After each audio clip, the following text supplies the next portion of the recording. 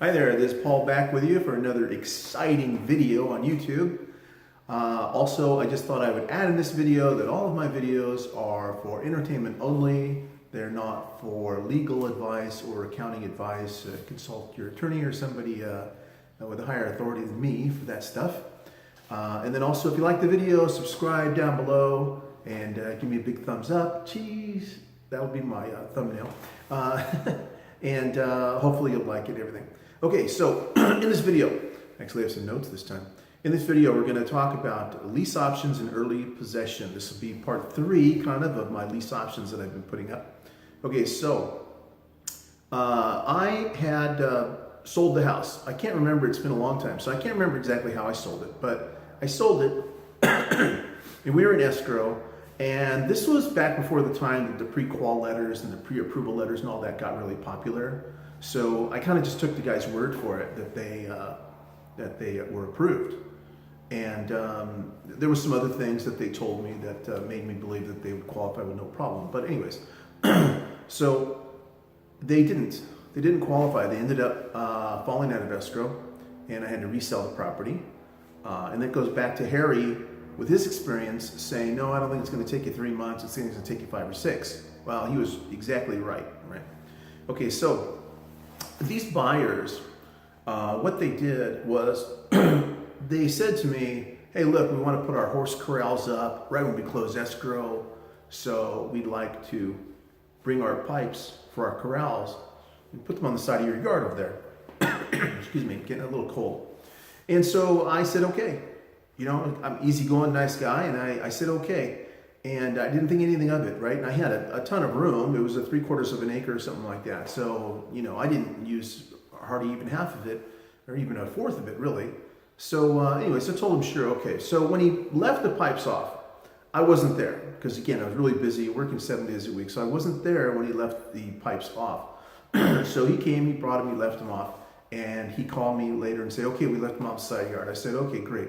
Because I couldn't, you know, the pile was so small and it was off all the way to the side. I didn't even notice that they left them there. But anyway, so after he called me and told me, I went out and checked, and sure enough, yeah, okay, there's a pile of pipes there. They were all straight. They were just straight long pipes, right? 25 feet long, 30 feet long, something like that. They're really long, that's all I remember. Anyways, so the deal falls out of escrow, right? And I called him and I said, hey, look, you know, it's been a week or two. You haven't come to pick up your pipes. And I'd really like you to come pick them up so we can get this taken care of, make a clean cut of it, so to speak. And he told me, sure, okay, I'll come over this week or something. I'll call you. And I told him, make sure you call me so I can unlock the gate. Because I'm really busy. I'm always gone working or, you know, ring around town, whatever. I said, so make sure you call me. I must have told him that 5 times. I said, look, I have the gate locked on the side. Make sure you call me. So what happens? What happens, of course, is he comes over, he takes all of the piping when I'm not there, right? So remember I just said I had the gate locked. So how did he do it? He actually trespassed and unbolted the gate. He unbolted the hinge type things, whatever, right?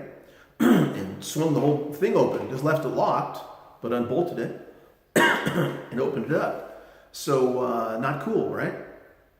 So then I get a phone call from the guy a day or two later, and he says, hey, guess what? Some of the pipes are missing. I'm like, some of the pipes are missing? You know, what are you talking about? He goes, yeah, some of the pipes are missing. I said, I don't know anything about it. And he said, well, he goes, somebody has to pay for this. And I said, yeah, don't look at me. I said, I'm not paying for it. I didn't make any guarantees I'd watch your stuff or guard it or anything else. I go, as a matter of fact, when you brought it in, I wasn't here. When you took it out, I wasn't here. And so I told him, I said, look, I have no idea what you left here in the first place. We didn't do a checklist. You didn't provide me a checklist. You didn't tell me how many pipes you left. And when you took it, you were supposed to, I told you like 5 times, make sure I'm there to unlock the gate. And instead, you trespassed on the property, you unbolted my gate, and you took your stuff. I don't know if you took some of my stuff, but you took your stuff, and I wasn't even there. So I don't know what you took. So I told him that. I really don't know what you brought onto the property, how many pipes and stuff. and I don't know what you took because I wasn't there. And I told you to call me. You know, I told you to make sure I was there. So he just didn't want to hear it. He said, well, whatever. Nonetheless, you know, somebody owes me because this pipe is missing.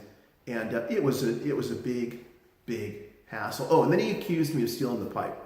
He said, well, I talked to the neighbors, and the neighbors said they saw some guy loading it into a black truck. Well, of course, I owned a black truck at the time. And so that was his little innuendo suggestion that I stole them, right? And I'm like, and I told him, I go, what's that supposed to mean? I said, I have a little mini truck. I said, those pipes won't even fit in my truck. I said, you know, I don't have horses. I don't need your pipe. And like I said, I have no idea what you brought or what you took because I wasn't there. And so he tried to suggest again that I pay for them and stuff. And you know, I told him, no, I'm not going to do that.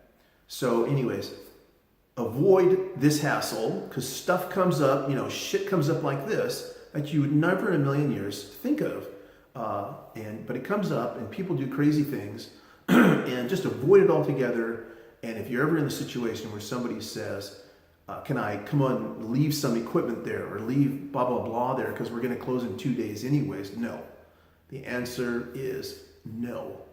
I don't care if they're the nicest people. And again, going back to my other video, my comments, if they give you a bunch of hard luck stories about, oh, but you know, we already gave our notice. I've had that happen to me a number of times. Oh, we already gave our notice over here. You know, I can't, otherwise I have to pay for more rent over there and, you know, blah, blah, blah, to store it, this, at that, whatever thing.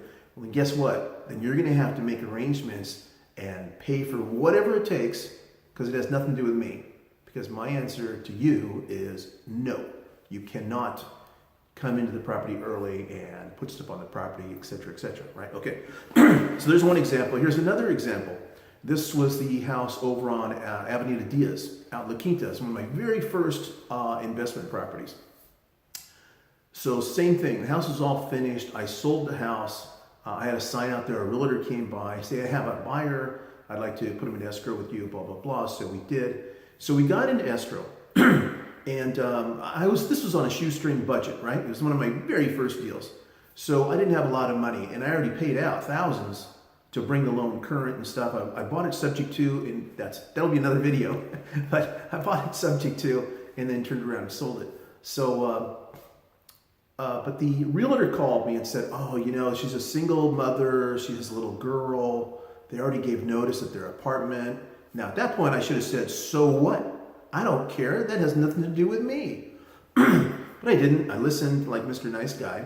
And he said, oh, they need a place to stay because, you know, they don't have the apartment anymore. And so, you know, they want to move in early before we close escrow. So stupid me, I said yes. Okay, so I'm telling you, avoid the headache. I'm going to help you avoid the headache so you'll never have to go through this. Don't ever say yes to early possession. Nope. Not having it. Go stay in a hotel for the next 5 days or 2 weeks or month. It doesn't matter to me. It's none of my business. I was going to say I don't care, but it doesn't even go to that far, right? It's just simply none of my business. My business is selling the property that I'm selling and selling it correctly. So I said yes. So this lady and her daughter moved into my house, right? So then what happened? Well, guess what happened next? What happened next is they wouldn't close the loan. So now they're basically living in my property for free. Again, I was inexperienced. I wasn't sure what to do. So I kept calling the realtor and he kept giving me excuses. And I was really mad. Really mad. I was calling him. And this went on for like 2 months, 2.5 months, something like that. They lived in the property, didn't pay any rent, didn't pay a nickel, got to live in the property, and were holding me up in the meantime. And so I'm still having to make payments on the loan, right? Okay, so it finally dawned on me. Of course, you're not going to do this because you're going to say no to the early possession. But what I finally figured out was I had to put it in writing. Because remember I said I kept calling the guy? He would pick up the phone most of the time. And we'd have a talk, and he'd go, oh yeah, I understand, yeah, I'll talk to them, blah, blah, blah, and he'd give me a bunch of nonsense right there. Anyway, so I finally woke up and I said, oh my God, what am I doing? I keep calling the guy and talking to him verbally. Well, you know what? Verbal doesn't exist in real estate. And I know I'm going back on something I said before, But you as the seller, you want it in writing, okay? Everybody should put it in writing, to be honest with you. Everything should be in writing when it comes to real estate and business and money, okay? Because, again, shit happens. Unexpected things happen. I've actually had 2 sellers pass away on me after they told me they'd sell me the property and stuff, but that's another video. Okay, so in this case, I finally wrote a letter out, a threatening letter. I wrote a threatening letter out to the agent's broker, and I took it in there, and I said, this thing better close. And so guess what? After I put it in writing, they finally had the buyer close the deal. And at some point, I was talking with the lender, or I was talking with the realtor, somebody, and I finally got the truth. The reason the buyer didn't close, and it wasn't her buying the house, by the way, it was her father buying the house for her. So the reason he didn't close the loan is because he was arguing with the lender and he wasn't happy about the rate. That was it. That was the only reason he wasn't closing the loan. And of course, through my stupidity, I gave him the power to sit there and wait and negotiate and pressure the lender, because of the fact that I didn't have any teeth built in to a penalty if they didn't close, right? Again, it was one of my very first deals. I was young. I didn't know a lot. And so I'm telling you, and hopefully this will save you guys a ton of stress in the future, because I see a lot of videos on YouTube and they talk about, rah, this, and look at how much money you make, and they get the whiteboard and they start jotting down all these figures and numbers and money. Okay, but there's a lot of detail that goes into each deal, okay? Now, another thing in reference to possession, don't take possession at night. This one just cracks me up. Okay, so we bought a house up in Hesperia, California, another investment house. Well, Hesperia is kind of a rural area, and there's not a bunch of street lights. Just maybe only street lights on the main corners, but the streets, they don't have any lights, a lot of them, right? So I was talking with these people, hey, look, we need possession, blah, blah, blah. So we're negotiating possession, and we finally come to an agreement, and I'm going to give them $1,000. So I'm giving them cash for keys, and I know it was $1,000, and $1,000 to cash for keys, call it, right, for possession of the house, right, to finally motivate them to get out, right? So of course they left me a ton of junk. I remember the trash out fee on that house was $2,400, something like that. There was so much junk in the backyard. Anyways, so I took possession. They finally, right after weeks and weeks of negotiation, I got the checks ready. I finally got them to agree to possession. So I went over and I took possession, and of course it was nighttime already. So I go over and I can't see anything, right? Because it's so dark. I can't see anything outside. You can see inside, but the lighting was bad because most of the lights were broken, didn't have bulbs or anything else. Anyways, so I'm looking, and of course I didn't suspect anything, right? I mean, I know when you're not a criminal, you don't think like a criminal. When you're not, trying to take advantage of somebody, you don't think that way. Okay, so I go over and I go to the kitchen. We were talking in the kitchen as I was giving them the checks and stuff and having them sign the paperwork. And I look over at the kitchen sink, and the handle for the kitchen sink is I knew it from some experience that, okay, wait a minute, that's not a kitchen sink handle. That's a shower on-off handle, right? Because they look different. So I go over to it and I get it and I moved it to turn it on position, whatever, and it just came off right in my hand. And I'm thinking, and I turned to them and I said, what is this? And then I grabbed the nozzle, the kitchen sink faucet, and it was loose. It wasn't even connected. So they had taken the faucet that was there, and they had put back, of course, some piece of junk. But anyway, so that should have given me the indication right there. But like I said, I didn't even think about it because I didn't think that way. So, okay, so the next day, I pull up to the house, and I'm looking at the house from outside, and I'm sitting there, right, and I'm looking at the house, I'm thinking, wait a minute. Wasn't there a swamp cooler up on the roof? These guys took the swamp cooler, and it was so dark at night, I couldn't tell because I couldn't see it, right? And so I'm laughing about it because it doesn't really matter because, and you'll run across the same thing. But it doesn't really matter because the fact that I was going to replace it anyways, right? The thing it was old, right? I can tell just by looking at it, it was old. And we always replace them. These type of people, it never works, right? It didn't work. It probably didn't work anyways. But anyways, so it wasn't the end of the world. Swamp coolers $400 or $500, something like that. Another $150, $200 to mount it. But anyway, so again, it wasn't the end of the world. Didn't have a heart attack about it. But it just, the nerve of people, right?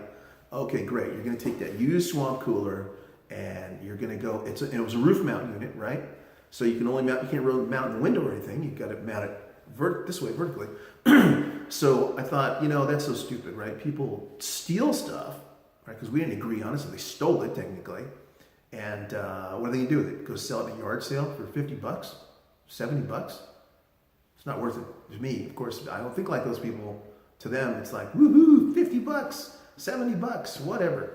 But to me, it was a complete waste of time. But anyways, that's another story about taking possession at nighttime. So you want to try to take possession during the daytime when you buy an investment house. Okay, hope you guys enjoy this. Please subscribe down below. Click the button down there someplace and give me a thumbs up, which would be great.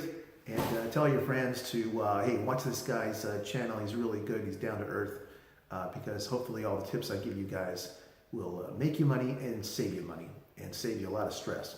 Okay, till next time, Paul out. See you later.